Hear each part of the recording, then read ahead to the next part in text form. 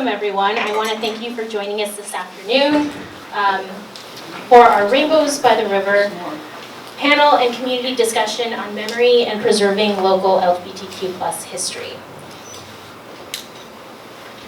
Remind me if I'm getting too far away from the mic. Today's event features LGBTQ+ people saving and archiving queer history. Before we get started, I want to go through some announcements and a bit of housekeeping. First, funding for today's event was provided by Rare Book School at the University of Virginia and the Andrew W. Mellon Foundation. Today's event is being recorded by a local videographer, Nestor Torres. The recording will be made available on the library's website and through our digital collections website. Near the second half of our program, we will invite audience members to share memories and thoughts. If you would like to be avoided by our videographer, please let us know by placing a no recording sticker on yourself, which is available at the back. Lastly, I'm hopeful that we're able to share a range of experiences of lesbian, gay, bisexual, transgender, queer, asexual, and intersex life. The sadness, the joy, and the community. This is a candid intergenerational conversation, so you may hear terms that evoke feelings of power and of pain. Now I want to introduce today's speakers, and I'll start with myself. My name is Zayda Delgado, and I am an archivist and librarian. I'm also the supervising librarian at the Sonoma County History and Genealogy Library in downtown Santa Rosa. As supervising librarian, I oversee the collecting, organization, preservation, and access to historically significant materials that document the communities, cultures, and unique characteristics of Sonoma County. I'm particularly passionate about amplifying hidden histories, which often include queer communities and communities of color. I'm also a Mellon Cultural Heritage Fellow at Rare Book School at the University of Virginia and collaborate with other archivists across the country to discuss inclusive practices in archives. I'll be speaking briefly about the library's archiving project here in queer Sonoma County. I'm also here with my colleague Stuart Wilkinson. Stuart is a public librarian specializing in services for teenagers in grades 7 through 12. He's a Canadian American who resides on the Russian River and strongly advocates for LGBTQI inclusive collections and programming. He holds a Bachelor of Fine Arts in Writing from Savannah College Art and Design and a Master's in Library and Information Science from San Jose State University.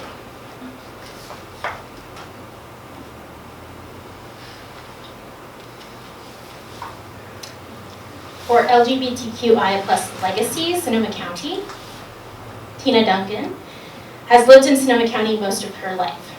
She attended Sonoma State University from 1972 to 1975. During those years, she and others started the Women's Studies program and the Penn Grove Women's Center. From 2007 to the present, Tina has been working with the Lesbian Archives of Sonoma County to preserve the history of the vibrant lesbian community that existed here from 1965 to 1995. In 2017, Tina worked with Shad Reinstein to create the Sonoma County LGBTQI timeline, which had its premiere exhibit at Pride 2018. In the fall of that year, she began teaching a class based on the timeline for the older adults program at SRJC. She is passionate about collecting the histories of this county's LGBTQI people and ensuring that our histories are preserved for future generations.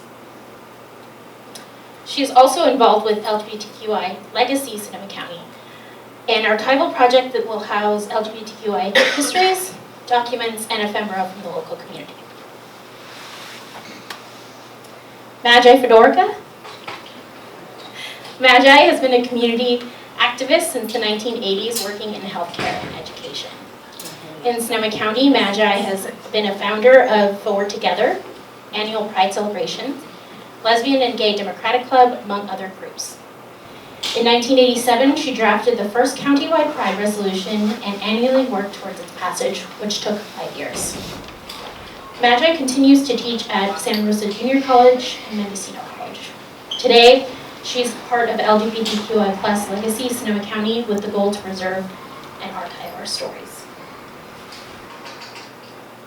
Lastly, Adam Richmond is a member of LGBTQI Legacy. He wasn't able to join us today, but he lived in Sonoma County from 1981 to 1991 and helped found community organizing and political organizations, including the campaign to defeat the 1986 AIDS quarantine state ballot measure, Forward Together,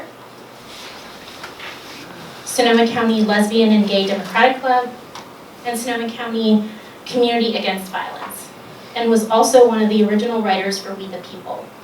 His activism started in the mid-1970s, including attending the 1979 National March on Washington. He currently resides in San Francisco and is well represented by his colleagues, Tina and Magi. Lastly, partners Shad Reinstein and Jody Laine are independent researchers specializing in visual presentations in queer history.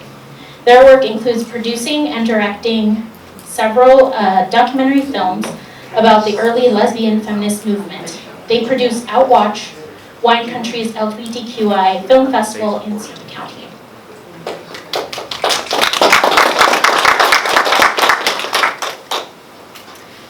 So a bit about myself. I started working at the History and Genealogy Library in 2018.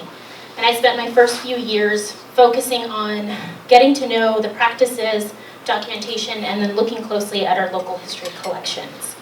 As I developed a better understanding of this county, I started seeing the significant gaps that we had.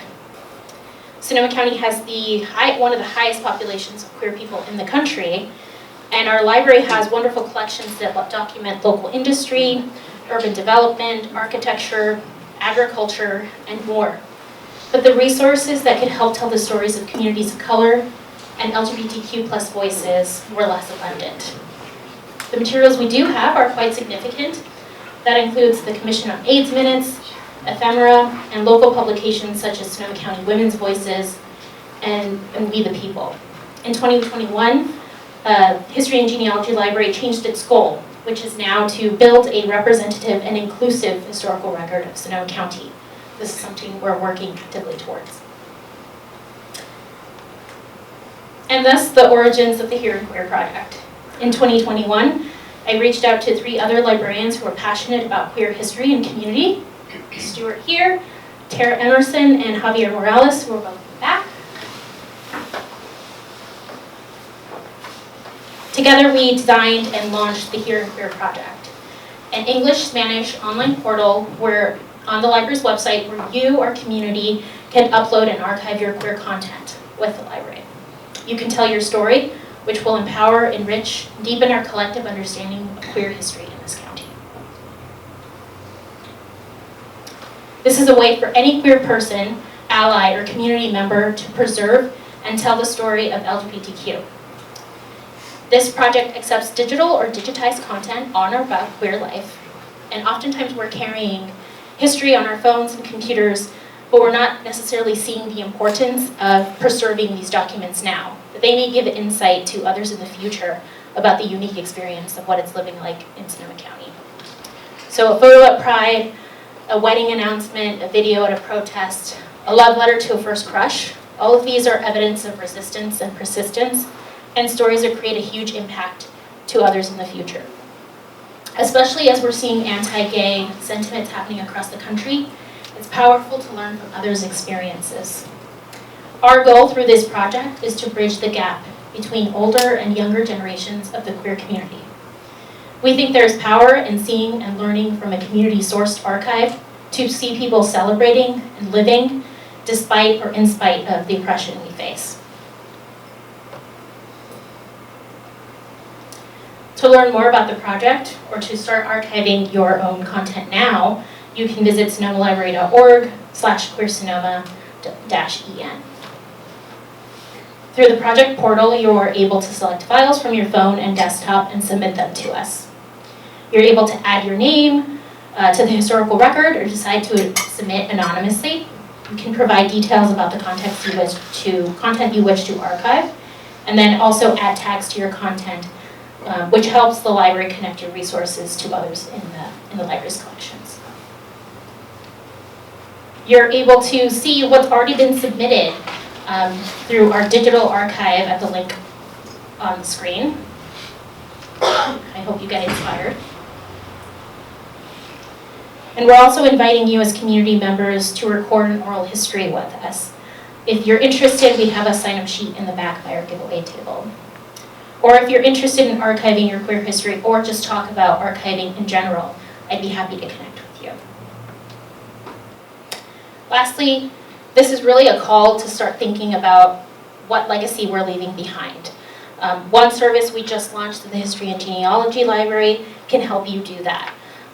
It's the Playback Memory Lab, and that is a community digitization lab where you can come in, make an appointment, and digitize your own content. So whether that's photographs, slides, documents, VHS tapes, or more, you can come and digitize what you want for future generations and yourself. Cool. Now I want to hand it off to my colleague Stuart.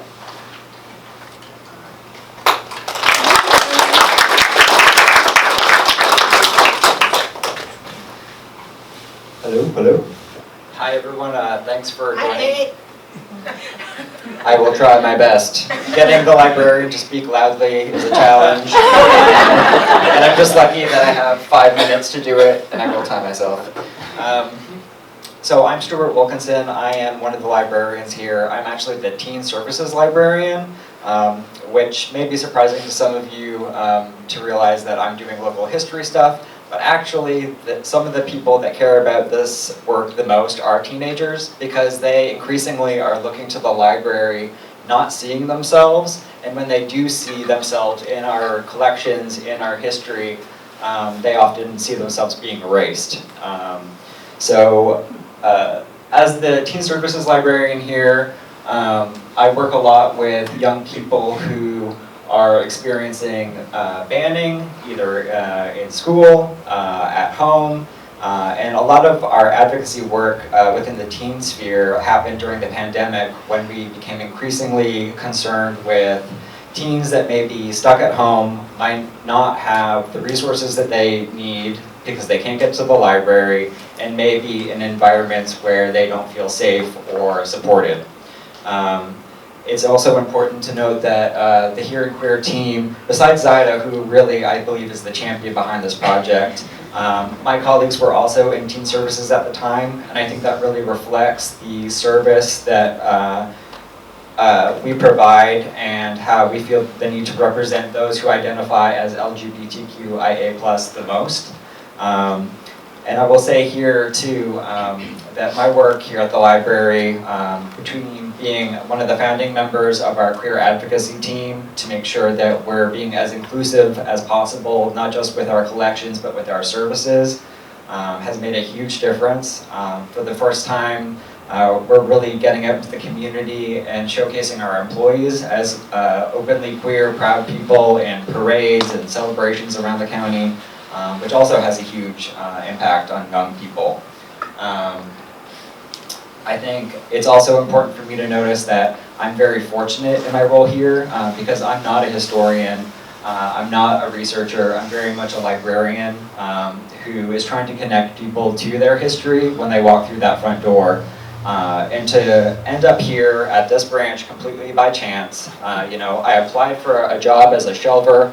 The same day I found out it existed, on the day that it closed. I had never been to Guerneville, and I spent about 6 months completely oblivious to the LGBTQIA history here in town, as I lived very, you know, siloed between school and work. And I think that also had a huge impact on me, because you realize as an employee, as a young librarian, you're working in a space with all this rich history, and unless you had foisted it upon me and said, Stuart, look around, you wouldn't have that available to you. And also my time working in the cataloging department, working with historic photographs, you know, you get this amazing snapshot of a place that I'm not a local to. I moved from the West Coast out here, as you may tell by my accent. I'm originally from Ontario, Canada, so you stumble upon a new place with this vibrant history that's just not being recorded, and you're seeing it actively suppressed. So That's why not only are we changing the way we work with the public, the way we gather our history, but also the way we preserve and build our collections and community forward, because it's this kind of work that actually protects us from so many of the book challenges, extreme anti-government rhetoric, harassment and abuse that can be lobbied at library workers. But luckily here in Sonoma County, as I just said, we have an amazing community of people, a wonderful staff, supportive administration, and ultimately I'm just really grateful to be here and that you were able to join us and that we're able to do this work, because at a lot of libraries across this country, this kind of event would be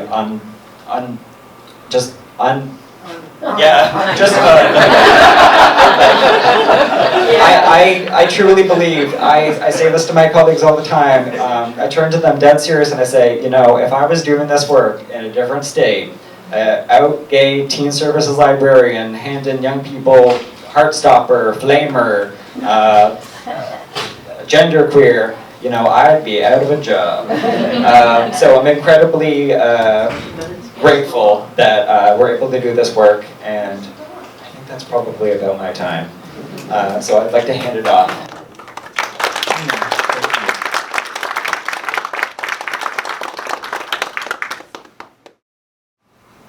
Wow, about the libraries. Thank you, and thank you for making it so personal and related to you and how lost so many people are from childhood forward about not having access, and our libraries really bring it. Thank you. Yes, you do. Really, yeah. Okay, so shifting into a group, because you've heard the word legacy a few times already today. We named our group Legacy, and what we're doing is helping preserve, collect, and archive materials from Sonoma County up to the year 2000. We'll go into a little more detail on that. The members of that are Tina Dungan, myself, Magi, Fedorka, and Adam Richmond. We'll come back to Legacy, but there's a little background and foundation that you kind of need on that first before we get to Legacy. So here's Tina Dungan to provide that. Thank you, Magi. Can everybody hear me now? Because it's sort of booming. Well, my name is Tina Dungan, as you've heard, and I want to share with you a little bit about the history of the history that Magi was talking about with Legacy. And it starts in 2007. A student project was conducted through Sonoma State University history class on the women's movement in Sonoma County.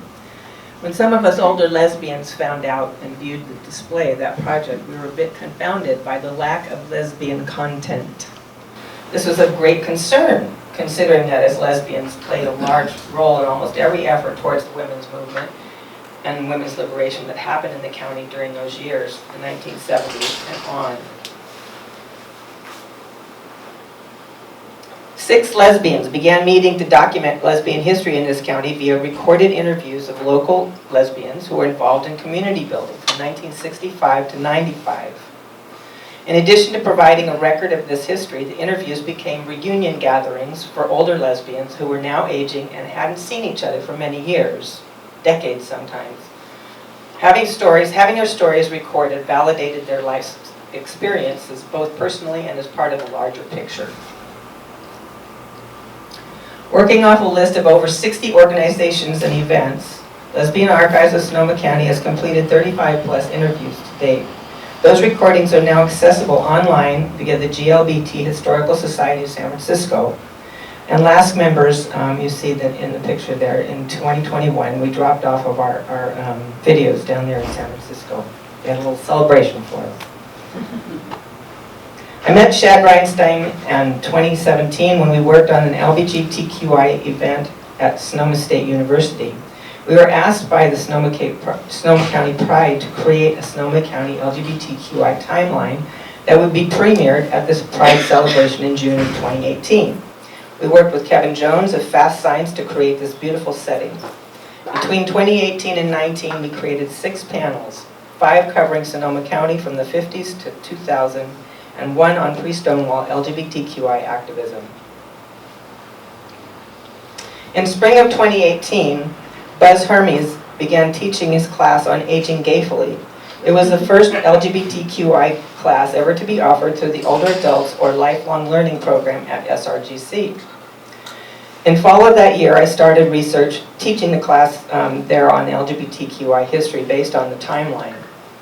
I continue to research and deepen my knowledge in this area through live interviews in class and the stories that students have to tell. In addition to providing historical information, the class is a wonderful way to stimulate memory and positive self-reflection for older LGBTQI adults. If you are interested, I have flyers with me on the table in the back.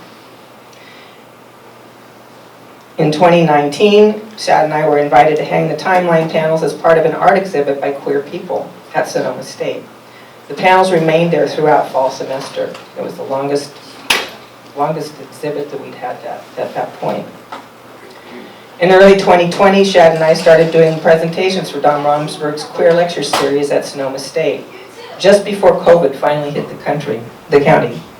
For the first time, this local LGBTQI history was presented to a huge room full of young students. Hopefully they will be inspired to record their own stories, and we're going to be back there on the 19th of February.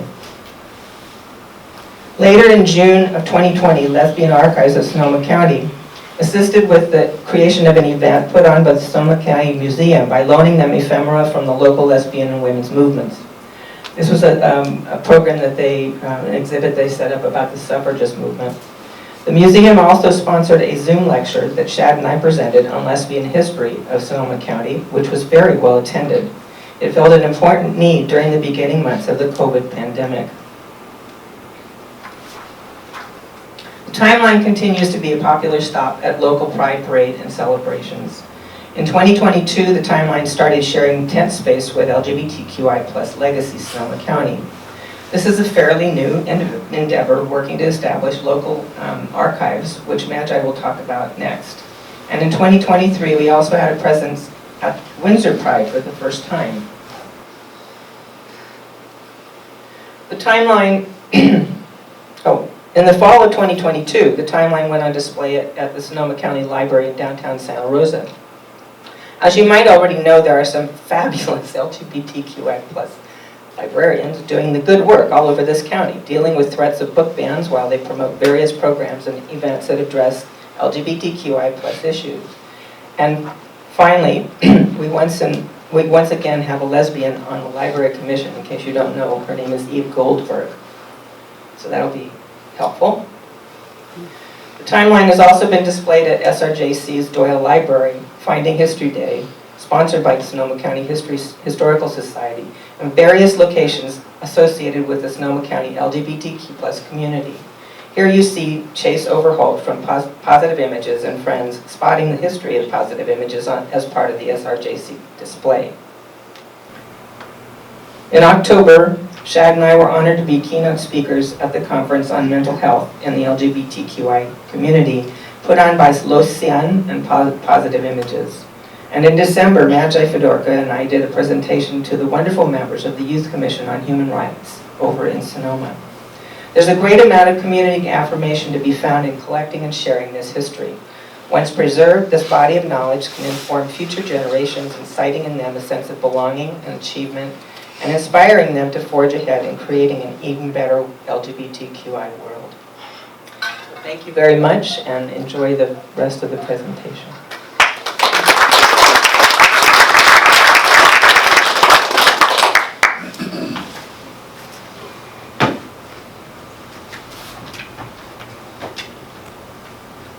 Thank you. So, I start in this picture here with the kids.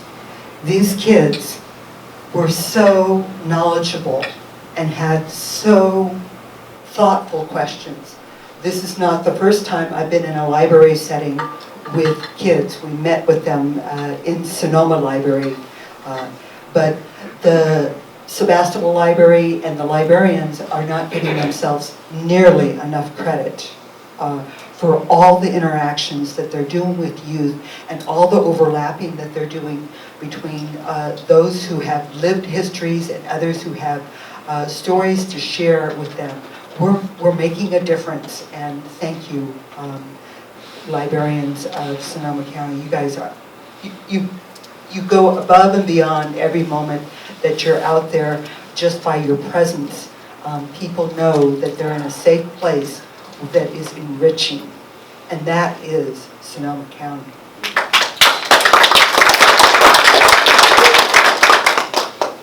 I took my prerogative and I went off script. Bringing you back to legacy. 3 members with lived experience in Sonoma County. You've met Tina. Tina is lifelong. She was born here and has lived in various places and has done more than any slide could reflect. Her engagement in contemporary times is what she just talked about. The word is definitely getting out there on the different educational environments and communities. Myself, I've been doing community activism from my youth forward, but really diving into the women's movement and then the lesbian gay community. And let me pause on that lesbian and gay community. It was really critical for me when I moved back to Sonoma County that it not just be the women's movement or just lesbian or gay. It included everybody, and it was about allies, knowing that we are a much bigger community than any letters and any alphabet that we go through. We are much more than that. Our allies come and go, and so do we as a community. But somehow we circle back, and I got an introduction of a Shad's friend that from back in the 70s that they were roommates, and now they're living both in the Sebastopol area. So it doesn't end. And that, I want to, yeah, there we go. And I want to bring that out because 2 days ago, Thursday, I'm in front of my students at Santa Rosa Junior College with our LGBTQ connection speakers weren't going to be there. So we wound up, me and the other instructor, taking it from there and probably feeling a bit overexposed. Used myself as an example because I didn't have the guest panel there to be the examples of telling the stories. And it's like, my students are in their 20s for the most part, with some in their 30s. And my other instructor is the father of a son who's been transitioning and can give that real life story. And that's part of what this legacy is about, is educating ourselves right here in this room, as well as spreading that out with our allies and friends and our families. And that's the tough work, right? Not everybody is friendly. Adam Richmond is not here. I wish I had a big old picture or a cardboard thing and I could plant Adam here in front of you. The son of a gay man who has a sister who's a lesbian and an aunt who's a lesbian. And his roots in Sonoma County go back to '77 and involvement and engagement. And I met Adam in the '86 is when I met Adam on the No on 64. We had a No on 64 centered out of the river, primarily in the Guerneville area, and we had it centered in Sonoma County. And Adam worked both. And after that, Adam and I said, hey, we got to keep this going, and we need to be proactive instead of reactive, which is what this library is doing, right? Being proactive. And so we formed Forward Together. We were insistent on that. Our first meeting of Forward Together was at the Sebastopol Library, where we named ourselves. Our second meeting was in February of '87, was right here where you all are sitting, in the Guerneville Library. So the roots and the libraries go back a long time. So we are trying to move into the next, there it is, our main research areas. Obviously, we want our story told in our own words so that we don't get erased or misunderstood, and that they see how truly diverse we are, no matter what we look like, or how we sound, or how we present, or how we evolved. That story keeps unfolding, and it has shifted even in the time that I've been working with Tina. Our research went a little deeper dive into things like violence in Sonoma County, the marriage way back in '47, David and Thelma Warren, more of those kinds of deep dives which come out in Tina's class. We are currently working on archiving We the People. We the People would start publication in 1988.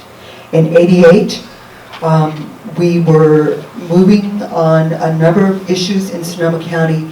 At the same time, we were still living with the consequences of a lack of health intervention for a virus called HIV that was creating AIDS. And so we were multiple doing things, and in the time we did not necessarily save things, and we didn't know what we all were doing because everybody was running out flatly as they could in the United States to do what we could to save lives immediately in that time.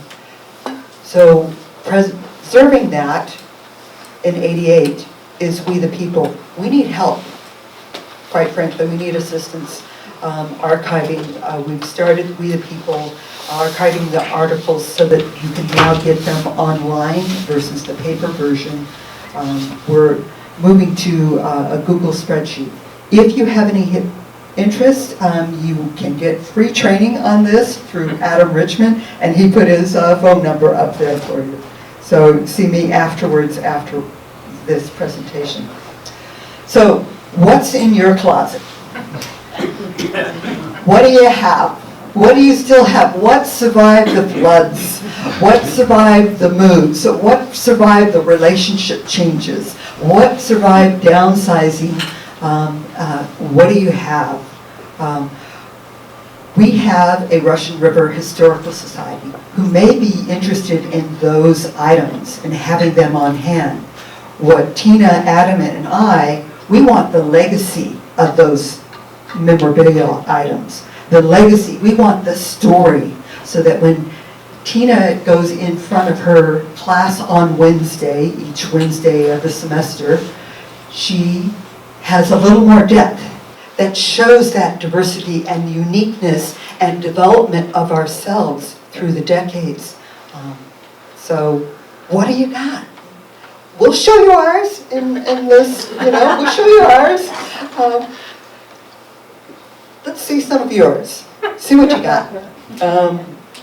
There are more things in some papers that are not necessarily lesbian and gay papers. The river papers also had quite a bit of stuff in it. Even the Bodega Bay had one of our writers for We the People, Lois Perlman, worked there. And there were things in the paper. If you have any snippets or any of that, we want the story behind that. So contacting, or better yet, your pictures. But how about showing up via Zoom at Gina's class? And it's a discussion group. Everybody's welcome, and it's free. And telling some of your stories there to help broaden it out and fill in a lot of the blanks that are left there. And that's that part. The other part that I have in the room, just like the library has stuff in the room, I brought pictures. I thought I'd bring some things that were more specific to Guerneville, Russian River area. As I said, we wanted it back in the 80s to be really clear that we wanted to go Sonoma County wide. And so one of the things, we started Pride through Forward Together with a lot of people throughout the county, and then Pride came to the Russian River in 92. The first one for the Russian River was 92. And it says so, and I have got documentation that says so by them. and it was Chris Sloan, who I had worked with then. They had their Pride in '92, the 14th of June, and they had a banner and everything, and they had a big to-do out here. I came out to it. It was awesome. And then they came and they walked in the Pride Parade downtown Santa Rosa for the countywide celebration with the stuff that they had here. So that was Chris Sloan and Gloria Tingley. That's what I mean. What do you got in your closets? This kind of stuff, right? And of course I have the flyer from the Guerneville Library, February 7th, 1987. We're very close to an anniversary there. Things that we had in Sebastopol, things that we had elsewhere. But moreover, I have some things where we had a memorabilia day in 1988. I have a video of that. Okay, a VHS. For real. And the quality is not so good and so forth. I've got some of the flyers from that. But people came there and they brought their stuffs. I mean, they emptied their closets and they were having it all over the table. And we had a slideshow and people shared snippets of their stories. And so that was part of that. The other thing that I wanted to show you was things happened in Sonoma County, and people still have this perception that it all originated out of Guerneville. No, it was happening all over Sonoma County in little ways and big ways, but the Guerneville has some documented things that nobody else has. There's a unique story out here in Guerneville that needs to be told with a little more depth. The radio station that started out here, the fact that Leonard Matlovich, a veteran who was openly gay and wound up on the Times magazine front cover in 1977, those kinds of things. And our Veterans Care that was formed here. And what about, we had security and safety issues because of those issues around violence.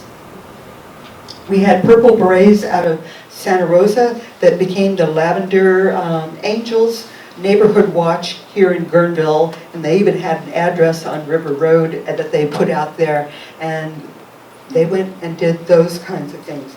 And then I brought in '92 and '93, our business community in the Russian River area put out a guide with resources and people who do business, are gay friendly, are willing to be publicized anywhere. Through the 90s, these things were happening. And our youth don't necessarily know that, but they've had opportunities because librarians make it accessible. The last thing I have is the top most challenged books of 2022, which included Genderqueer. Oh, somebody who lives here in Sonoma County. I brought some books of people who wrote. One of them even writes about the experience of having to be airlifted out of Guerneville during a flood. I have these and some more flyers and things that I hope that you will stay at the end and take a closer look at and think about what your memories are and what memories do we still all have to make, because we're making one right here, right now, in this moment. Thank you for being here and being out and continuing to be out.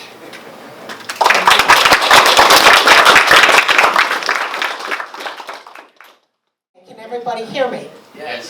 So I want to start by wishing Gertrude Stein happy 150th birthday. Today was her birthday and she was raised in the Bay Area.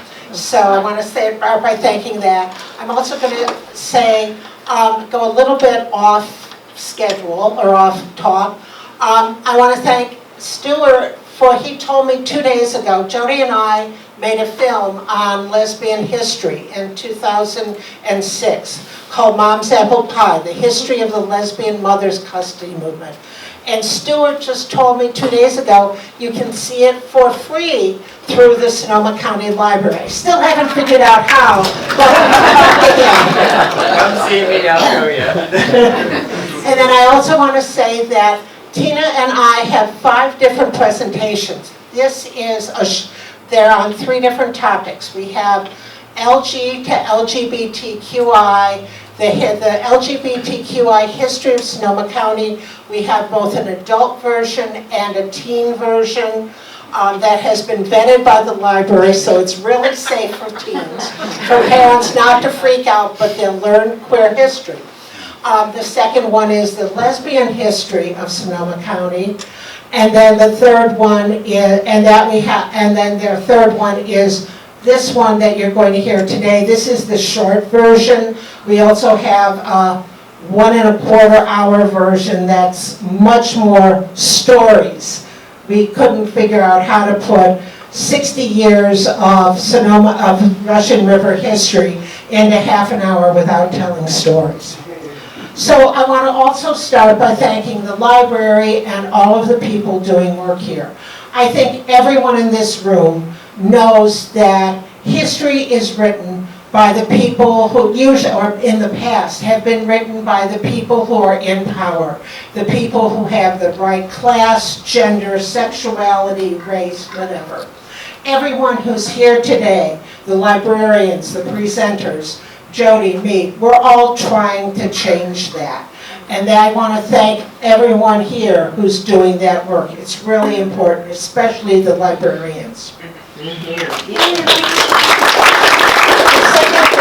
second thing is that I know everyone here also knows, is that the LGBT movement has changed history. Just by living our lives and creating our culture, we have changed history. And that's really important, and it's really important that we document this from our own perspective and in our own words.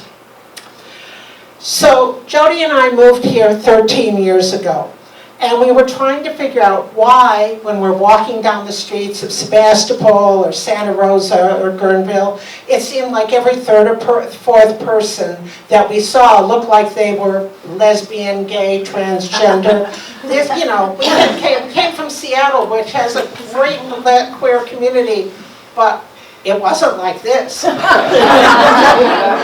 And so I started working with Tina to understand what the LGBT history was and why it looked like that. As I learned about the LGBT history, I realized that the lesbians of Sonoma County and the gay men on the Russian River weren't just part of that movement. We were at the forefront of that movement. And that's something that we have not really been acknowledged or has been documented. For gay men, it was developing the gay community and the gay culture here on the Russian River. For the lesbians, it was developing the lesbian community in Santa Rosa and the programs at SSU, all of those other things. And it was also the gay men and lesbians working together that started in the 1970s, long before any other community I've ever heard of had an active gay and lesbian movement together. And they were here to protest the play about lesbians at the Santa Rosa JC. And they did it. So here's a couple of examples of how we were in the forefront that we didn't have time to include today about the Russian River. The bear movement, we all know how big the bear movement is. It started at the Russian River. The bear magazine started here. And the term bear started here on the Russian River. Gay porn. The Russian River gay men were the models for the gay porn in 1980s that changed the way that gay men had sex. And the Russian River gay men were the ones who promoted safe sex in gay porn. How many people knew that, you know? So we need to preserve our own history and our own perspectives. There's 2 ways we can do that. Magi just went into that. We can preserve it through papers and archives and pictures. And that's really important. It gives us the timeline and the details. but we also have to do it through telling our own stories in our own ways. So when I first started working with Tina, I realized I couldn't keep track of who all these names were that she was throwing around. I couldn't remember who did what with whom, but I knew the stories. I knew the stories. I could tell this. I could say, hey, Tina, who was the person that did X, Y, Z? And I knew the story, and then she could say, oh, that was so-and-so. You know, and I probably drove her crazy doing that. So stories are important. That's what people remember. They remember, and they give us a perspective on what was happening in the culture and what was happening at the events, what it felt like to go there. We need to commit to do that. Jody and I have talked to a lot of people on the Russian River.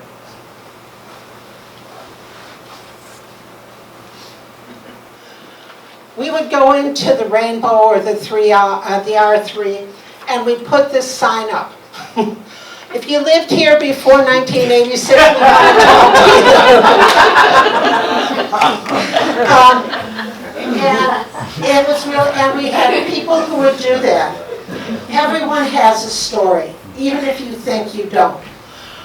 One time we were in the Rainbow, and I was talking to a guy sitting next to me, and he said, oh, I don't have a story. I'm just a Vietnam vet who lived in a cabin up in Cazadero, and no one, you know, I didn't do anything. Well, then he starts talking about what happened at the Cazadero bottling works fire.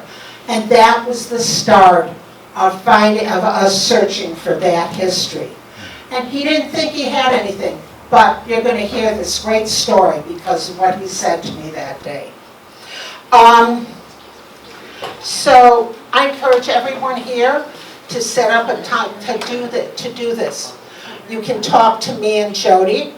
Our cards are back there on the table. We were trained to do interviews through working in film. So we do a little bit longer interviews, and we have talked with you to discuss what your experiences are with you. You can please tell stories here at the end. You can talk, you know, Zayda talked about doing things through Here and Queer. All of those things are important to do. Please do it. And so the last thing I want to say is, after talking about the importance of telling stories, as I said, we have half an hour to tell 60 years of history here. We don't have a lot of time to tell as many stories as we want to. So please, at the end, tell your stories. There's tons of businesses that we don't have time to talk about. Please tell those stories and who those businesses were and why you wanted to go there, what it was like to go to the bars or to be a part of the face-to-face benefits, that kind of thing. Please be a part after that. Okay.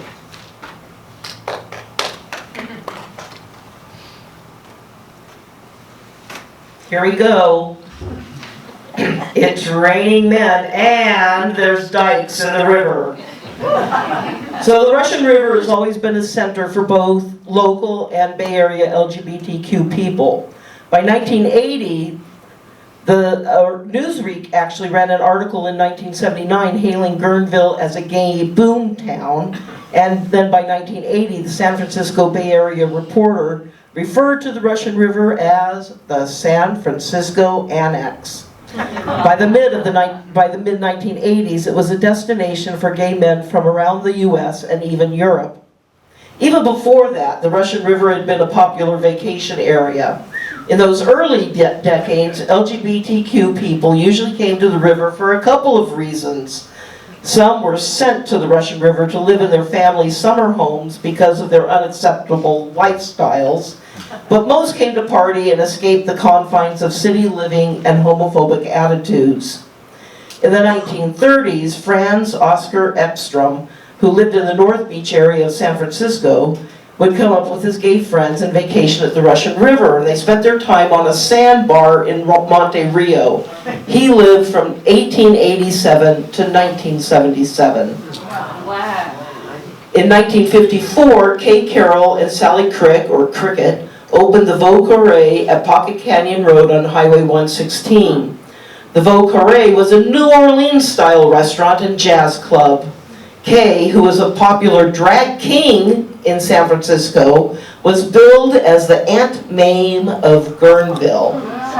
In 1965, she advertised the Veau Carré as a gay bar in the very first Dameron publication listing of lesbian and gay places. In 1967, Ricky Stryker bought in and started running it. She also owned the San Francisco lesbian bars, Maud's and Amelia's.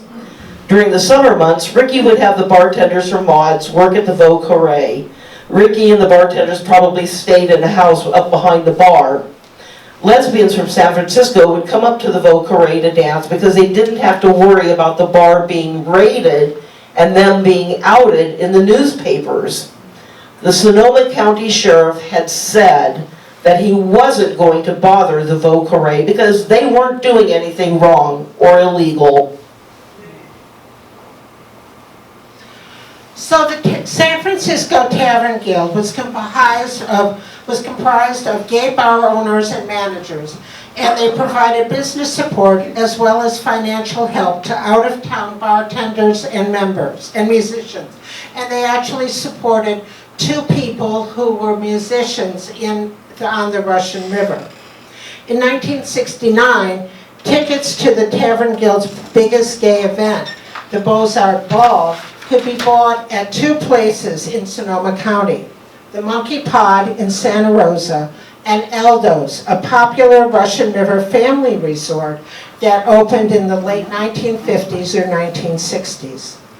A mile and a half south of Guerneville, Aldo's had a restaurant, a beach, cabins, tent spaces, but most importantly, it had that pool with that brand new thing, a jukebox for teenagers to dance to.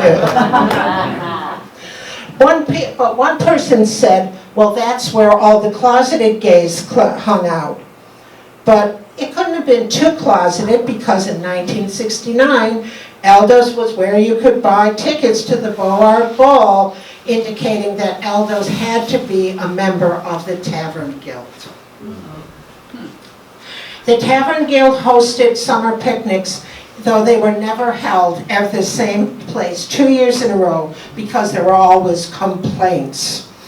In 1964, just 2 years after it was formed, the Tavern Guild held a summer picnic somewhere on the Russian River.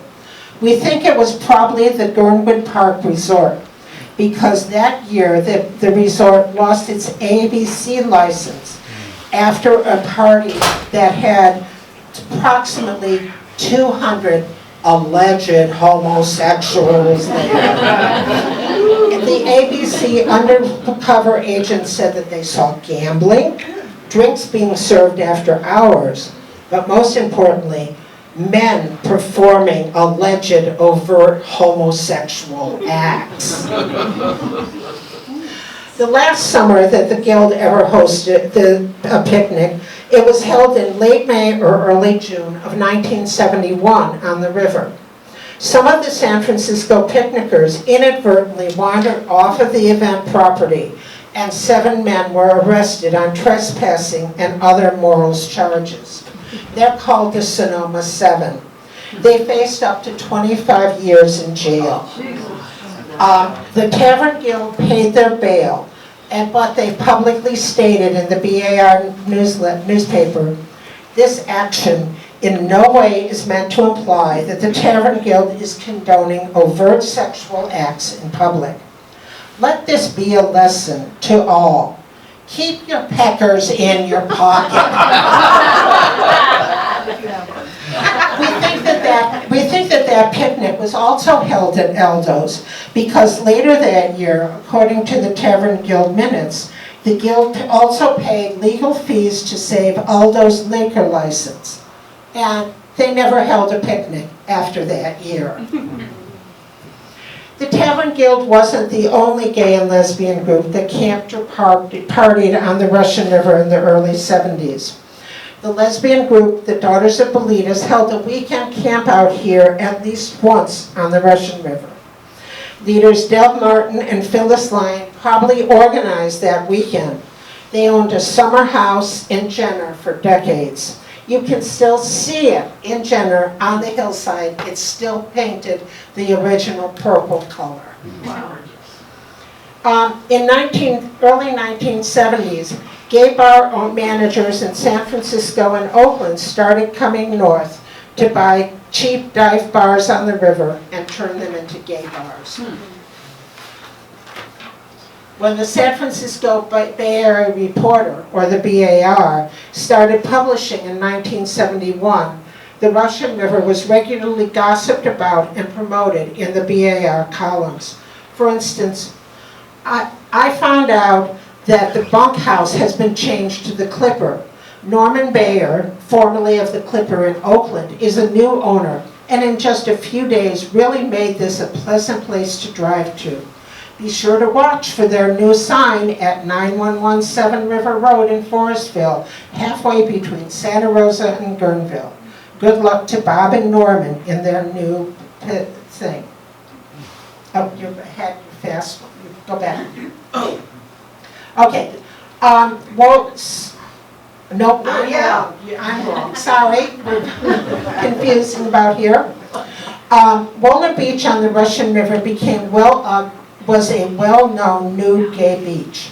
It was 3 beaches, a gay beach, a lesbian beach, and a mixed-gender straight beach. For several decades, it had already been known as a nude beach, but when gay men from San Francisco discovered it, well, Wohler Beach became very famous with hundreds of men coming up from San Francisco on weekends. Shuttle buses would bring men directly from San Francisco to Wohler Beach. At times, a couple of local men canoed up and down the river selling drinks, only wearing bow ties.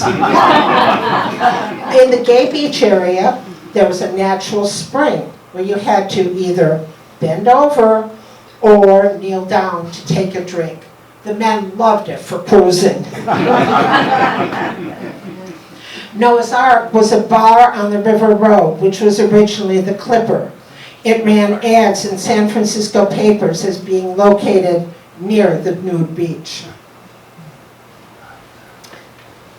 The River Queen Women's Center was founded in 1974, located at 17140 River Road, across from what would become Fife's. The first 2 employees were lesbians, surprise, surprise, Nola Hadley and Kathy DePros. Like many lesbians at the time, the center's women had an I-can-do-anything attitude. Nola said, we would see there was a need, so we would just figure out how to do it. They developed an amazing breadth of social service programs for all women in the Russian River area. They had traditional women-centered programs like consciousness-raising groups, lesbian support groups, and auto mechanics. At times, the River Queen served over 300 women a month, the majority of whom were living well below the poverty line. The River Queen closed their doors in 1979 after 5 successful years of services. The first women's shelter in Sonoma County, for example, was established due to the work of the River Queen. Now, one of the first gay bars on the Russian River opened in the 1970s. A retired gay couple from San Francisco bought an old bar and restaurant in the middle of Cazadero and called it the Cazadero Bottling Works. It opened in 1975, before Fife's was even thought about. The couple lived in the upstairs apartment. Homophobia, however, hit in the middle of the night on December 23rd and 24th, 1977, when that beautiful old wooden building was burned to the ground. The owners barely made it out alive, and witnesses told us, the local sheriffs and the Cazadero Fire Company, actually, it's your husband that told us, that the local sheriffs and the Cazadero Fire Company all stood with the crowd laughing and watching as the blaze grew larger. They didn't even start fighting the fire until the Monte Rio Fire Department showed up. Then in Guerneville, a historic downtown block was burned down in the middle of the night a few months later. That fire started at Rosemary's Garden, a medicinal herb store, and then it spread, consuming 5 buildings. 2 men were arrested for the Guerneville fire. They said that night they had unsuccessfully tried to burn down the Rusty Nail, a gay bar, and then moved on to Rosemary's Garden. They had wanted to, quote, get rid of the hippies and the gays in Guerneville. They had also set fire to the Cazadero bottling works. There have been more violent homophobic attacks and murders of visitors and prominent residents. On New Year's Eve in 1981, Jose Rodriguez, a 27-year-old deaf gay man, was beaten with a baseball bat and left for dead at or near Fife's. The perpetrator was never found. And in 1983, Barry, also called Bud Kramer, a gay Guerneville realtor, was attacked, killed, and his body burnt to ashes by a teenage drifter. Despite a signed confession, a jury acquitted him after his attorney argued the homosexual panic defense. Instead, they merely convicted him of arson, burning down Bud's house to cover the murder. In 1996, Hans Grauman, a prominent bar owner in Guerneville, and Jason Bloor, his employee, were shot dead while working on Hans' house. No one was ever convicted of that crime. In 1976, the sodomy laws in California changed, which allowed river businesses to advertise as being gay. They hadn't been allowed to do that before then. It encouraged more gay people to own businesses on the river. 3 lesbians, Pat Conway, Tony Canizero, and Betty Bologna, purchased a bar in 1977 and renamed it the Rusty Nail. Up until that point, it had been known by 3 different gay bar names. It was up to 1971, it was known as the Bunkhouse. From 1971 to 1974, it was the Clipper. And then it became Noah's Ark, and finally it became the Rusty Nail. It was a gay bar for the locals as well as for out-of-towners. In the first few years, they had problems with their neighbors, which the staff had named the Purple Hill Gang. They drove a car through the front door of the Rusty Nail into the bar. On another occasion, they actually tear gassed the Rusty Nail. Eventually, though, the neighbors and the Rusty Nail all became friends. San Francisco charter buses filled with partying gays would stop at the Rusty Nail for barbecue when coming back and forth from Roller Beach. The Rusty Nail would be filled with hundreds of half-naked gay men comparing notes on their weekends at Roller Beach and making one last attempt to meet someone new. It seemed that the police didn't bother patrons at the Rusty Nail. One written description said that the Sonoma County sheriffs protected it because, and here I'm paraphrasing, that was where they went out to with their girlfriends when they were cheating on their wives. In 1978, public nudity was banned in Sonoma County, and Roller Beach was closed. We've got lots of stories. We have a much longer story about what that. This is what was at the same time that Prop 6, or the Briggs Initiative, was being publicized and voted on. John Briggs was accusing gay men of being pedophiles, very similar to today's Don't Say Gay law in Florida. So Fife's. Fife's was the first really big, fancy gay resort. In 1977, Peter Pender bought a very old funky 15-acre resort on the edge of Guerneville and transformed it into a full-service, beautifully landscaped gay resort. Fifes had hunky cocktail waiters that were at the pool, reasonably priced meals, ball games in the meadows, canoe rentals at the beach, a low-priced bunkhouse, and an elaborately decorated campground where everyone competed for best campground things. And, of course, very famous nature trails for walking around at night. In a great mashup of roles, gay men worked in the kitchen cooking the pies, and the lesbians provided the maintenance and carpentry. Fives advertised itself as country class on the river's edge. The local gays and lesbians were only tolerated there, and they had their own nickname for Fives. It was Fifis. One man wrote, "I had taken the Castro shuttle bus to Guerneville and was camping for the weekend at Fife. I walked past the Fifes bunkhouse, down the river path for a swim on that hot summer afternoon. I was cooling off in neck-high water. It was a truly magical moment for me."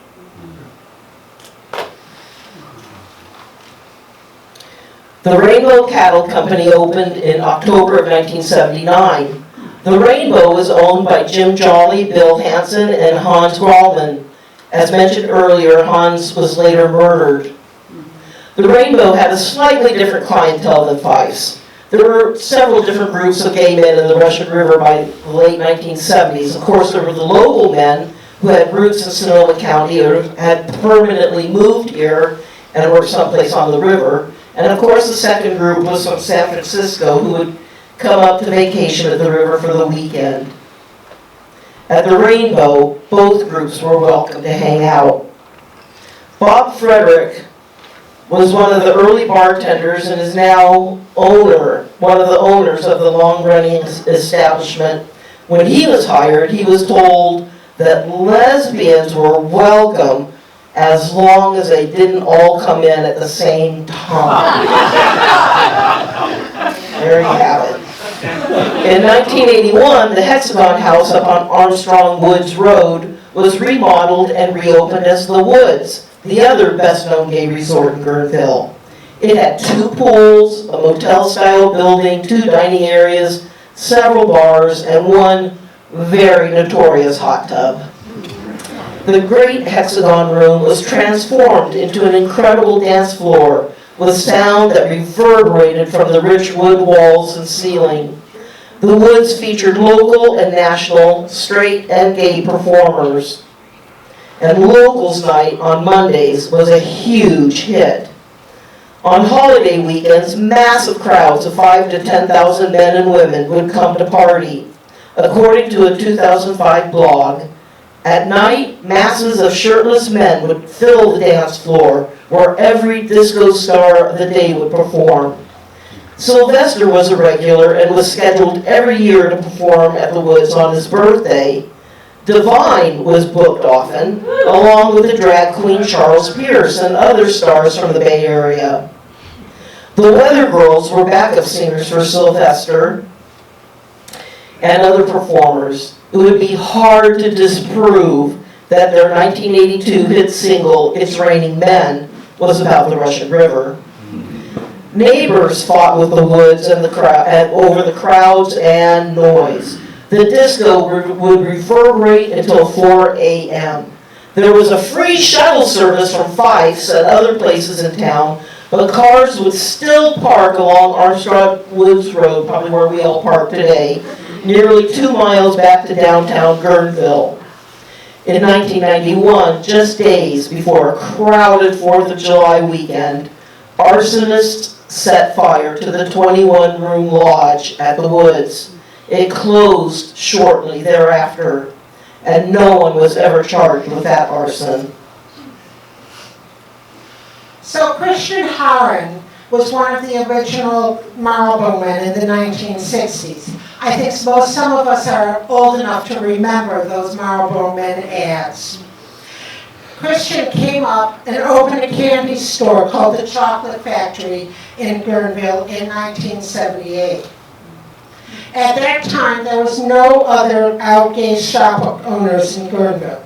Yes, there were bar, restaurant, and resort owners, but no gay retailers.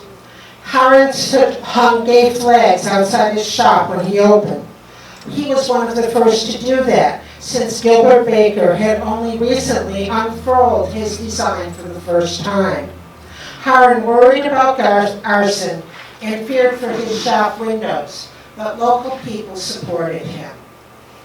Around the same time, lesbian Beth Jackson opened a shop named Memories That Linger on the south side of the Russian River Bridge. Jackson is a self-described networker. Shortly after her store opened, she organized a meeting by inviting all the Guerneville gay and lesbian business owners and employees, as well as the lesbians and gays who lived on the river, to a meeting. About 200 people showed up for that meeting at Vice, and out of that gathering, the Guerneville Gay Business Association was formed. But they wouldn't use the word gay in their name until 1983. One early member active in the Gay Business Association and the Guerneville community was Leonard Matlovich, who was nationally known for being forced out of the military for his being gay. He used his settlement from the U.S. military to move to Guerneville, and he opened Stumptown Annie's Pizza Joint around 1980. His lover was Cliff Anchor, who owned the radio station KRJB in Monte Rio. That radio station was the first radio station in the United States to regularly broadcast national and local gay and lesbian news over the radio. In 1979, the Gay Business Association had created a one-third page ad for the San Francisco BAR. It promoted only 9 businesses. In 1985, just 6 years later, there were more than 24 gay businesses that were in Guerneville as part of the organization. Metropolitan Community Church of the Redwood Empire was founded in 1982 by the Reverend John Torres and his partner Tim Webb after visiting Guerneville for a vacation. The congregation started out with 10 to 20 people, which included gay men and lesbians and their children. Its first home was the dance floor of the Woods Resort. In the late 1980s, Yolode Mother River Spirit was the creative venture of women of color Claudia Vieira and Yolanda Allen. Located near Johnson's Beach, it was a craft store, museum of art, and sanctuary of the goddess. I get all these lines, if you notice that's kind of weird. Anyway, both women were former ministers in the MCC Church before becoming interested in ancient women goddess-centered traditions. In the early 90s, Lolita's was both the only Mexican restaurant and the only lesbian bar on the river. It was owned by Lala Patron, a Latina lesbian, and her partner. Lala said, "I was on welfare one minute and I owned a restaurant the next. It was a miracle." She had learned to cook from her mother and her aunt, but had never worked in a restaurant. But nevertheless, Lolita's became a success with lines out the door. Page turn, page turn. Women's Weekend started in the spring of 1980 when Ann Kaplan and other lesbian staff finally talked Peter Pender into hosting it at Fife's. He insisted it be called May Day Weekend. That's sweet. Yeah. And yes, and he wanted it to focus on camping out in the woods and canoeing. The group of women that worked on the initial weekend included Ann Kaplan, Beth Jackson, Deborah Johnson, Erin Mahoney, and Jerry Kissler. The next year, Well, actually, it was within a couple of years. Support money from Fifes, The Woods, and other Russian River businesses allowed them to run full-page ads in San Francisco papers to bring women up for the weekend. Beth Jackson describes those businesses as, quote, the catalyst. They would put most of the money in to get the women up here for the resorts, and they would also do their own advertising. In just a couple of years, 1,000 women would come to Guerneville for a weekend in May and again in September for, quote, an experience where women would not feel invisible. Women's Weekend grew to encompass a variety of events and activities. Women could wander from a bonfire at Fifes to dances at the bars. Eye candy was everywhere. Women flooded into Memories That Linger buying Women's Weekend t-shirts. And from 1987 to 93, Carmen McKay expanded Women's Weekend. She wanted to provide women with an environment where they could make connections and enjoy themselves without alcohol. Her clean and sober programming included live music, dance, and a crafts fair, alongside the offerings that same weekend from Fifes and the Woods. In 1993, the Gay and Lesbian Business Association took on producing Women's Weekend, and at its peak, 5,000 women attended. Local men decided to stay home and barbecue on those weekends and just turned Guerneville over to the lesbians. The river wasn't just a destination for those living in the Bay Area. The Gay Business Association also ran a full-page ad in the gay paper in New York City. There was also a promotional article about the river in Spartacus, an international gay travel magazine. We think part of the national and international spotlight can be attributed to Drummer magazine. During this time, Drummer was published in Sebastopol. It was the most popular gay magazine in the world. It documented the Russian River location and Russian River men in photo spreads and helped take the river from being a Bay Area known destination to an international destination. They have said that the Russian River men were the most popular models in their magazine time after time after time, and that they would have to bring up the San Francisco men and keep them up here for a couple of days to get them dirty enough and tan enough to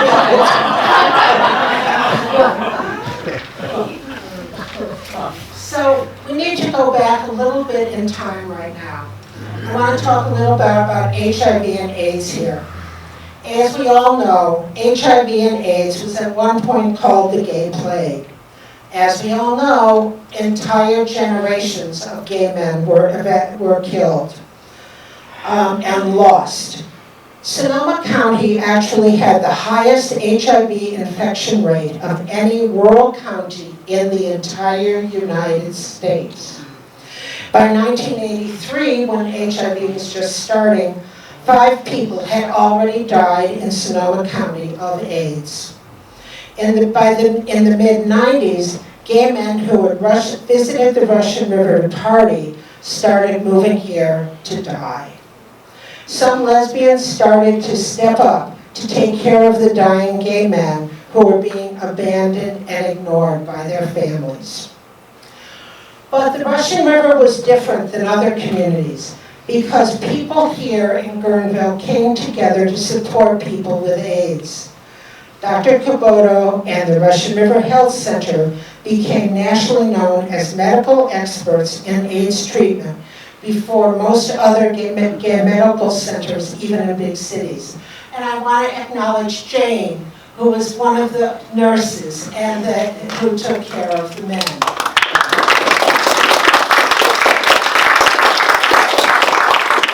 The Russian River AIDS Support Group was originally formed to take care of the 9 people who had been diagnosed locally with AIDS. But by 1986, the support group changed its name to Face to Face. By 1987, half of those who had been diagnosed with AIDS in Sonoma County had already died. Face-to-Face offered emotional support, practical daily physical care, and they did preventative trainings in schools, workplaces, and in the general community. And they still provide that support today for people. When Face-to-Face brought the AIDS quilt to Santa Rosa Fairgrounds in 1989, over 10,000 people in Sonoma County visited it and mourned the fallen. In Sonoma County, of the 442 people who had already been diagnosed of HIV at that point, but more than half of those 442 people had already died. Nearly 30 new panels from Sonoma County were added to the AIDS quilt that weekend in a ceremony.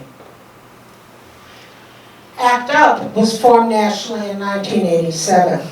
They demonstrated and did street theater to improve the treatment of HIV patients and to create a coordinated national policy to fight the disease.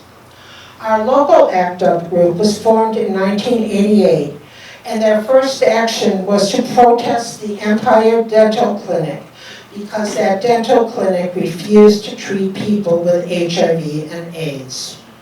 ACT UP also conducted a die-in that at the Sonoma County Board of Supervisors, demanding funds for local AIDS organizations. Food for Thought was founded in October of 1988 because men dying of AIDS never had enough money left for food after paying rent and utilities. They continue to support people with HIV today, as well as people who have chronic illnesses or cancer in West County.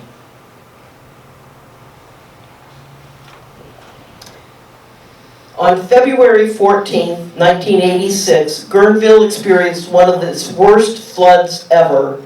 But people here did not stop partying. The electricity went out at the woods, but singer-comedian Sharon McKnight kept performing as the audience held up flashlights. At the Rainbow Cattle Company, the next day, someone said, "It's not gonna flood. There's always dikes in the river." But he was wrong. And by that afternoon, Guerneville was flooded and the town was evacuated. The Rainbow continued, however, to serve drinks because they only had 2 feet of water in the bottom. Just saying. That flood, combined with AIDS, created another economic downswing on the Russian River. Many gay bars and resorts closed. We want to end now by going back in time to 1982 and talk about a fun place, Molly Brown's Saloon. It was located up on Old Cazadero Road and was one of the area's most colorful eating and drinking venues. According to a 2005 blog by Glenn Germinian, he said, "Molly's Brown's was little more than an old farm building with a dusty dirt parking lot. They capitalized on their country western theme by covering the floor in layers of dusty sawdust. It just made most folks sneeze." Molly Brown's was fun. It had a huge outdoor deck that would be packed with shirtless men, and the music was great. The contests at Molly Brown's were a riot. On some nights, they sponsored a Moon Over the River event, where men would decorate their naked posteriors and display them anonymously through a Punch and Judy style theater set. Several of the original gay businesses still do exist out here on the Russian River. The Rainbow Cattle Company and one of its owners, Bob Frederick, are survivors. They are the only establishment from that period of time that still exists on the original owners. And Glenn Dixon, one of the original owners of Molly Brown's, is now one of the owners of the R3 Resort. That concludes our whirlwind queer LGBTQI tour of the Russian River. Thank you all so very much.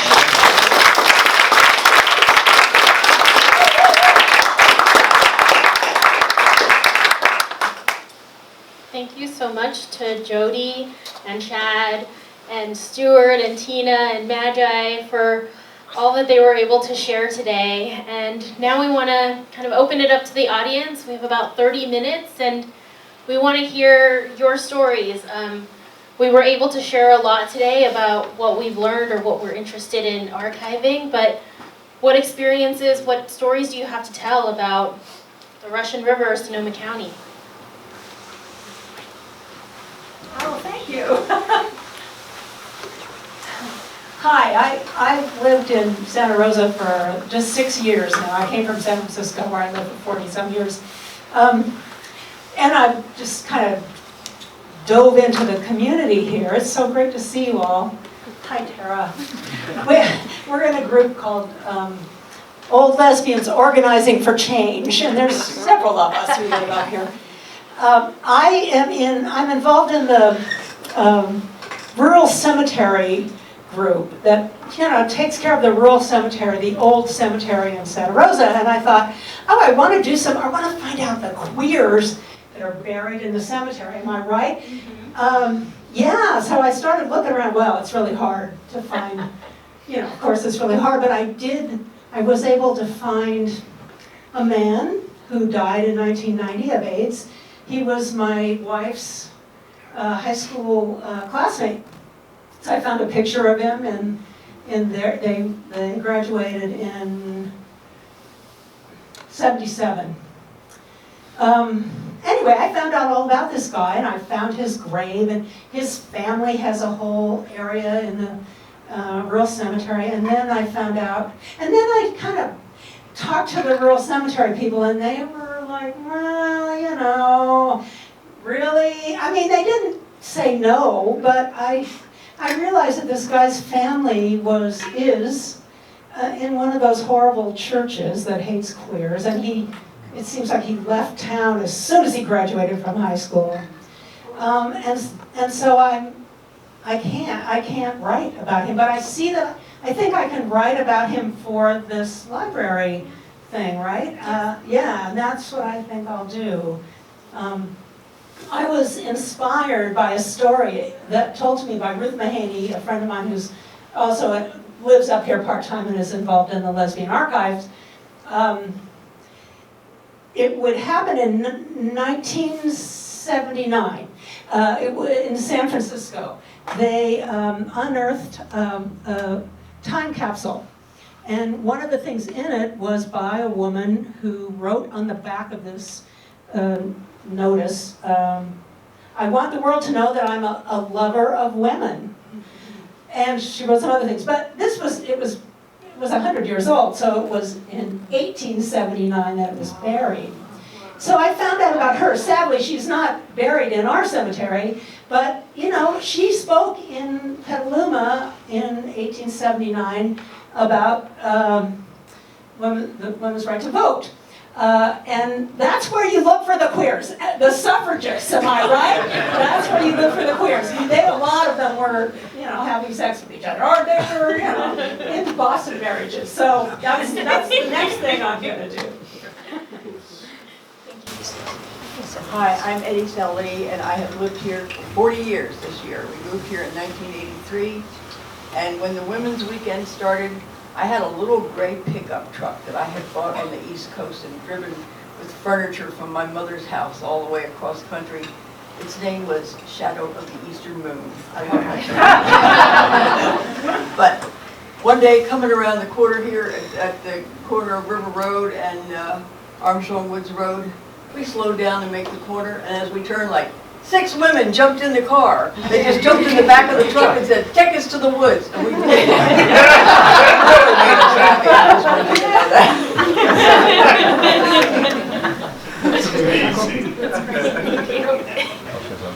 Yeah. I feel like I want to hear from Jane about her experience from this time.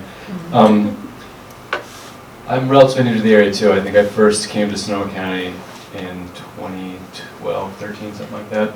And it was the Real Theater I visited, and they were raising money at the time for going digital or something. And then at the fundraiser they showed Priscilla, Queen of the Desert, and the sisters were there. and I was standing out on the lawn in like April. You know, it was one of those like beautiful days in this like spring where it was warm. It's like, where are we? You know, like I grew up in the New York area, or upstate New York is the closest parallel here. There's no like rural gay place, you know, or queer place. It was just like, there's something about this place that is so unique and awesome, and that that was the first time I experienced it, but I think it's, you know, hearing the broader story was so great today. But yeah, it's such a unique, awesome, amazing place, and so I'm so glad to be here. Thank you for keep sharing your stories. Thank you. Oh, right here, actually. Actually, well, just to kind of what you said about what an awesome place it was. My wife and I used to come up here, 40 years ago, just because, the gay friendliness of it. 40 years. Well, that's when we started coming up. But then when the women's weekends really started happening and we were coming to that, it was like, you know what, we have to live here. And so about 34 years ago or something like that, we moved here, but we didn't have any jobs here. There weren't jobs here. And so we went to a lot of trouble to stay here. I mean, she commuted back down to Menlo Park, where we had come from, and it was hard to stay here, but there's just no place like it.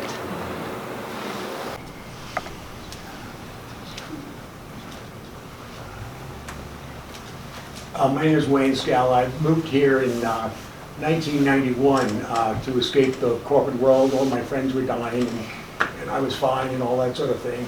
And I just want to give credit to the women that supported us, that were so many of us. But thank you, Fedorka. And that's, but before I forget, my husband's here, my gay grandson is here, my wonderful granddaughter is here, Keith and Bridget, and I'm truly blessed, and this is truly a magical place. This really is incredible. The support, the love, and Mary Bowers just did an interview about me on the Russian River Senior Center publication, and it comes in 2 parts, and it's kind of difficult to do, but I did it because I want others to know you can survive no matter what. Stay strong and don't let the turkeys get you down. And please, you have to vote like your life depended on it. As it does. Our rights are being taken away more and more. I've been trying to tell that to my grandchildren. They don't understand. They don't realize the history that all went through there. They're very loving and caring, but they're not politically active yet. You're fine.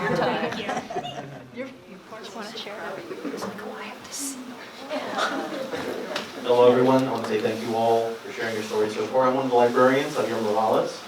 Not a native to Sonoma County, came in 2019, just before the fires in October of that year, so that was a great introduction to the county. And then the next year there was the pandemic. I do want to say thank you to Tina and Shad. I met them through the library actually. During the pandemic, the librarians, Stuart, Tara, as well as other librarians in Sonoma County did some online programs, one of which was Teen Pride Club, which was an online program for teens all around Sonoma County to meet other people. And as part of that, we got to see some beautiful friendships develop. We got to see connections we wouldn't have gotten. And as part of that, I reached out to Tina and Shad after I found out that Tina was teaching a class at the SRJC, a free class. I asked, hey, would it be possible to show recordings or anything? Unfortunately, because of the college's policies, they couldn't, but without skipping a beat, Tina said, we would love to come meet your teens. Virtually at the time, they did I think it was the first time they might have done a teen-appropriate version for them, and they loved it. They loved getting the chance to hear about the stories here from, queer historians, people who were part of that history. And I just want to shout them out for totally for free. That first one was completely for free. They just wanted to connect. And it taught me, especially as a librarian, that sometimes it's just as easy as reaching out. And sometimes it won't work, but when it does, you can develop a beautiful relationship that we've continued over the last 4 years. And thank you again for all your work.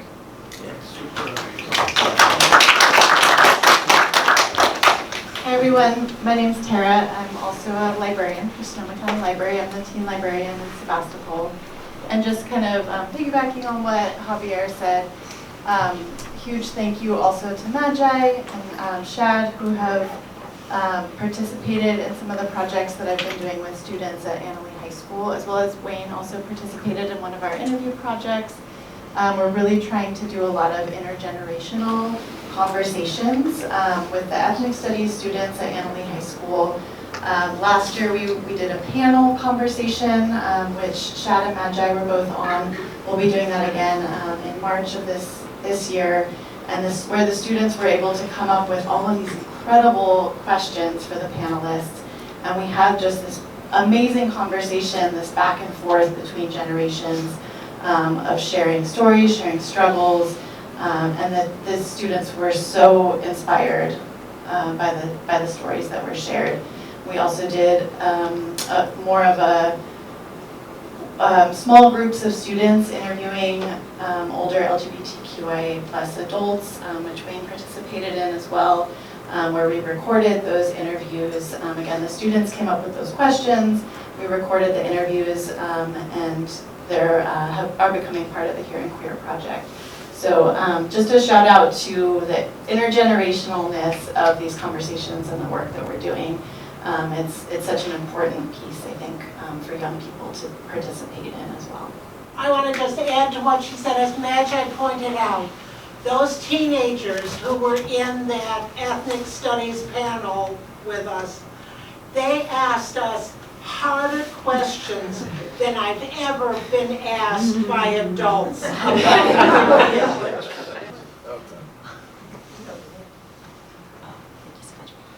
I just wanted to briefly introduce myself, but first of all, I wanted to thank you all for sharing your stories and also just for existing and for being here and for laying the foundations so that people like my wife and I can also exist and be here. I just, can't thank you all enough, and I'm going to try not to cry. My name is Jennifer Espinoza. I recently moved here with my wife Eileen. I was just hired as the coordinator of the Queer Resource Center at SRJC. So happy to be here and to start to learn about the region and get a sense of what makes this place so special. And I'm particularly interested in finding ways that the Queer Resource Center can connect with the local community and ways that we can collaborate and provide resources for our youth and adults on campus, as well as ways that we can support the local community with the resources we have. So please feel free to reach out anytime. My contact information should be on the website. You can also feel free to introduce yourself later and we can get in touch. But yeah, just wanted to put that out there. Here, ready to work, ready to get involved. And again, thank you all so much. This is just amazing.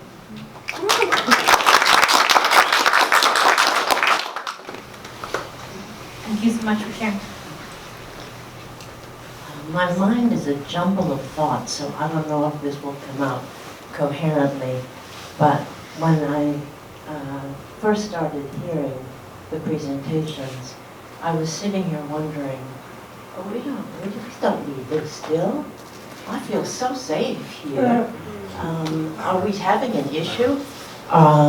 Is it the libraries are not safe for gay people? I mean, things that you said were a surprise to me.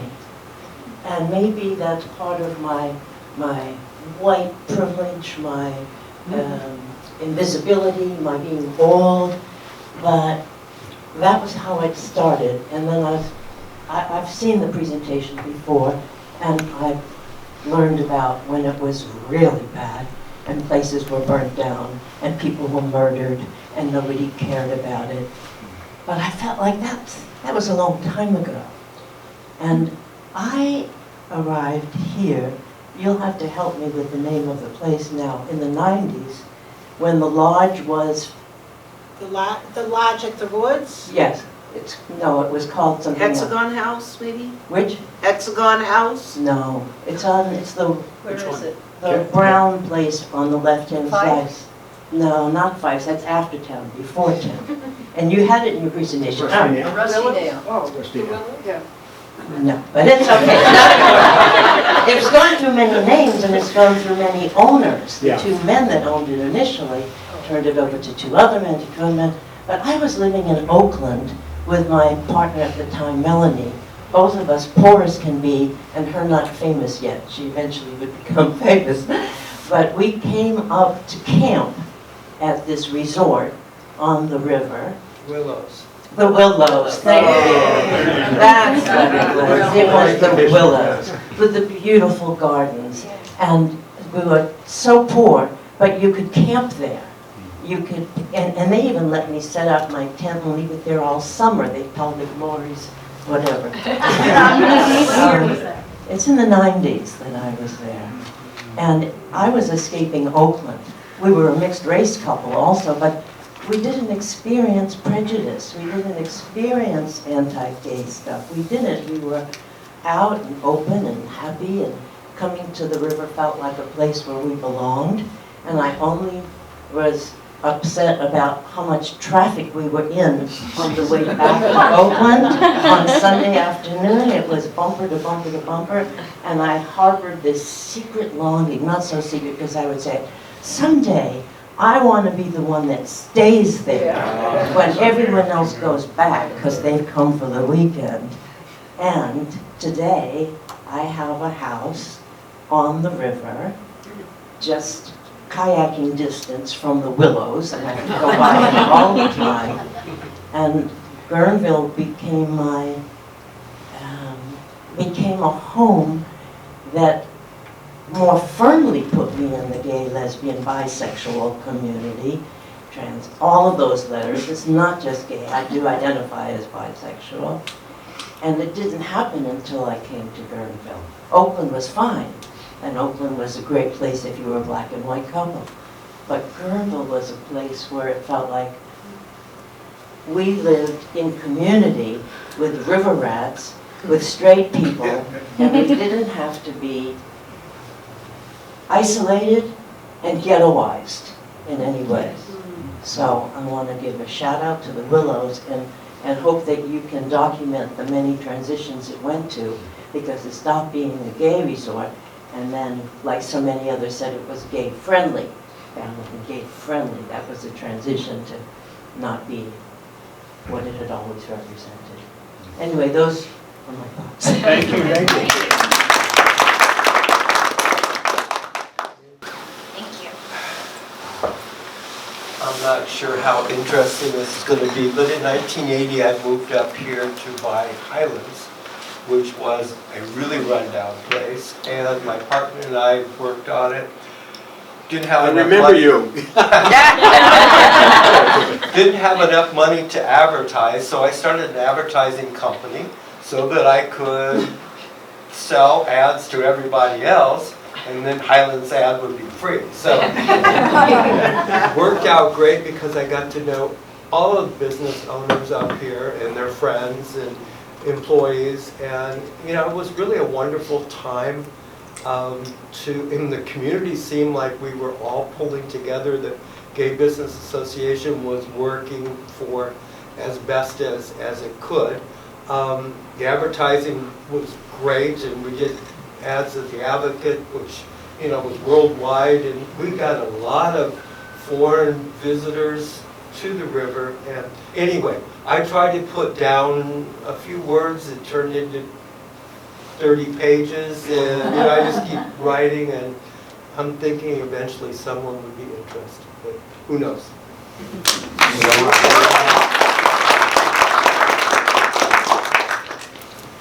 We're wrapping up, but did anybody like to share any last thoughts, any last memories? I have a question. I'm sorry to put you on the spot, Jade, but Kathleen Sheridan. Yes. She told me one time that when, like Wayne was thanking the women, you know, for the health care, for the care during the AIDS epidemic.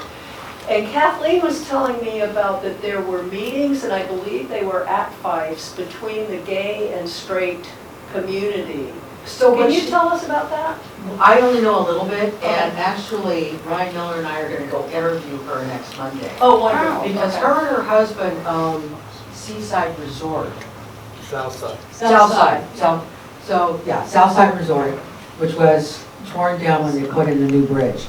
And she talks about how the gay and the straight community, it was called the Business Association, but there might be a more technical name, and how they worked together and had fundraisers and holiday parties. And that's why I want Ryan to interview her, because it's just a fabulous story of everybody working together, and there was no fighting, no, sides and so forth and so on. And yeah, did I answer your question? Sorry. Yeah, and she said that time was kind of an instrumental time in bringing the two communities together. Right. Because I have also interviewed people for the senior school, people who've lived here forever. In the straight community, it was quite a all of a sudden influx when all the men came, and there were some people that were really taken aback, and I was always struck that they clumped together hippies and gays. Hippies and gays. And that Kathleen was talking about, that time was a real period of kind of people getting to know each other and reconciliation and bringing and uniting their Yes, and hopefully we'll dive into it a little bit more next Monday when we do our history on that. I'll bring a lot of batteries. Yes, please. And the floods also brought people together in helping each other out. A neighbor of ours we thought was totally homophobic. They wound up rescuing us out of our house, and we had no idea that they were so gay. And they dogs, cats, men, women, they just kept bringing us over to Armstrong Woods Road for evacuation. Yeah. I'm going to give it back to the panelists for a few last parting words. It did take all of us, and allies in every form and every shape came and participated in building community in Sonoma County. Whether we're talking about pride celebrations, do you know a rural county that has pride celebration? Oh, let's see, in Occidental, Windsor, Cloverdale, Sonoma, Petaluma, Santa Rosa, and I'm missing another one. I know there's another one. I mean, what rural county does that? And we do it as community with allies who are our family, friends, and that's how we got through HIV in this county, is that we all came together in this county to have so many give so much and without any expectation of anything in return. That's the lived experience of Sonoma County. Along the lived experience of that and how pride is prolific, Windsor's not going to be able to do their pride this year. I know. Something else Sonoma County does is they acknowledge activists. So I'm wearing a button that has the same picture that was up there.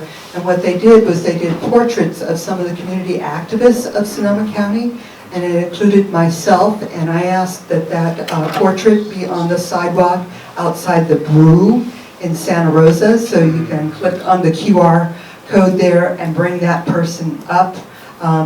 The other establishment was Tweets, and that was Evelyn Chutman, who's in one of my books. I would love to see something that acknowledged the community activists of Sonoma County, and they placed our portraits outside of coinciding businesses.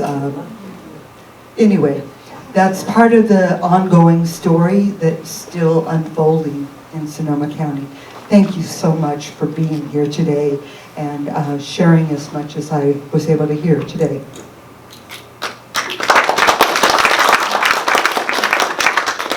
I'll just say a really quick thank you again to all my colleagues that were able to help pull this day off. And I will say I'm incredibly grateful to be in the position I'm in this community. And I will just ask that we all remain vigilant in the rise against book banning. And I'm reminded every single day that the teens that live here in our community, the young people, they have access to things that many young people across the country are being denied in shocking ways. You know, when you have a young non-binary person living a wonderful life where they can spend an entire day in a building like this and feel safe and secure, and then they go back to their home in Florida and tell me, you know, they're banning Fahrenheit 451.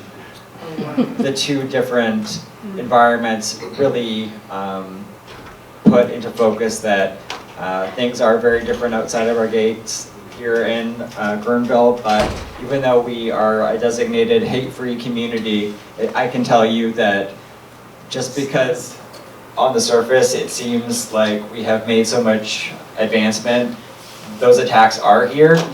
And when your local librarian is making reports to the Office of Intellectual Freedom, you know that hate has come here. It is always on the fringes, and by knowing this history and knowing what's happened in the past, we can help prevent it from happening again. I know that's kind of a somber way to end my little spiel here, but so many young people have felt empowered by what they've been learning, and they feel inspired by it, so thank you.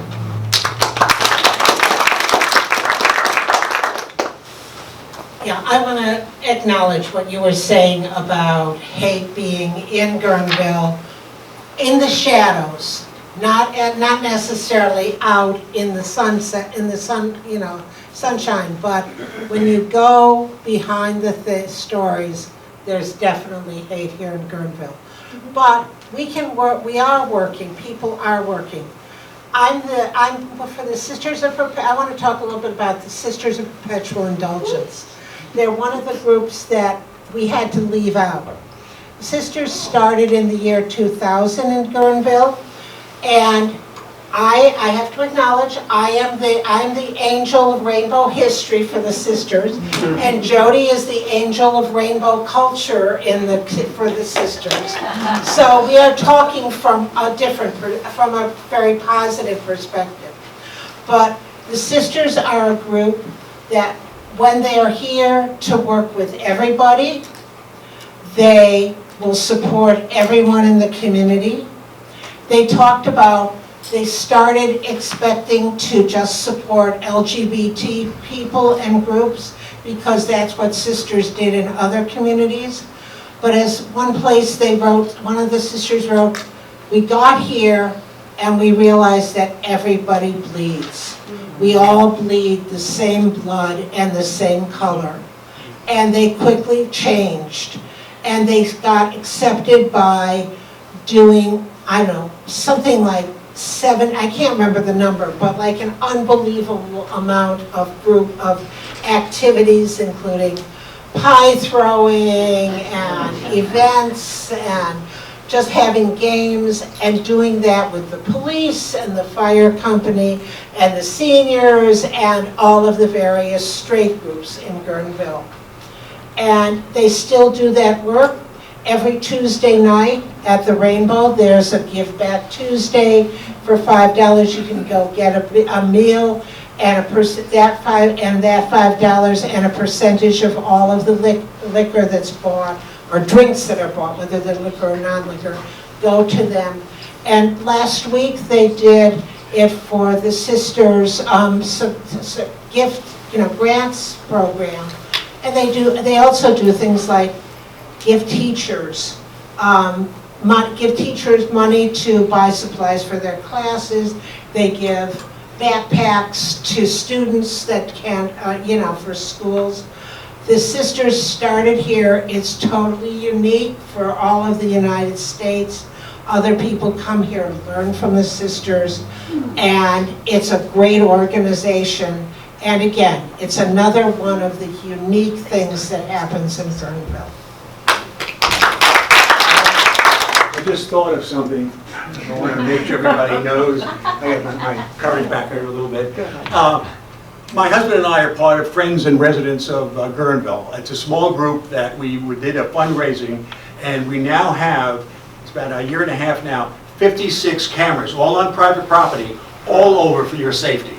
So if it could be accessed by the Sheriff's Department upon request. So if there's any gay bashing around whatsoever, please let the sheriff know that they need to look at the cameras. They all know that, as well as Highway Patrol. So we're a safer community. Yeah, that was a queer and straight alliance group, very small group, that we made this happen. So thank you.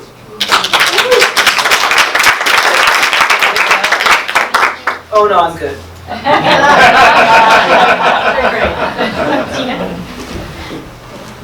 thank everybody for coming today. That was really wonderful to see all the people turn out.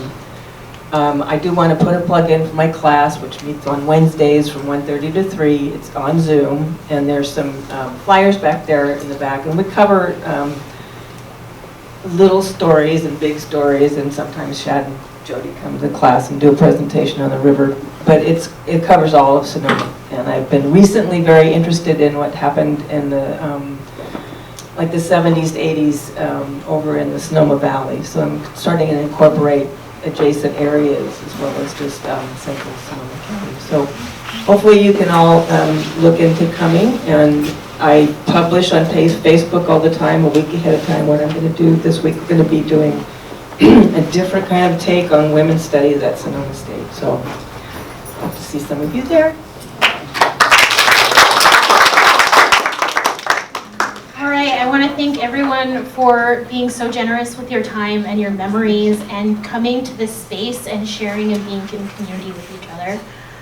You now have so much information, and I hope you start thinking about what legacy you're going to be leaving behind, how you want to take care of your memories, and of course connect with any of us with any questions you may have in the future. So again, thank you so much.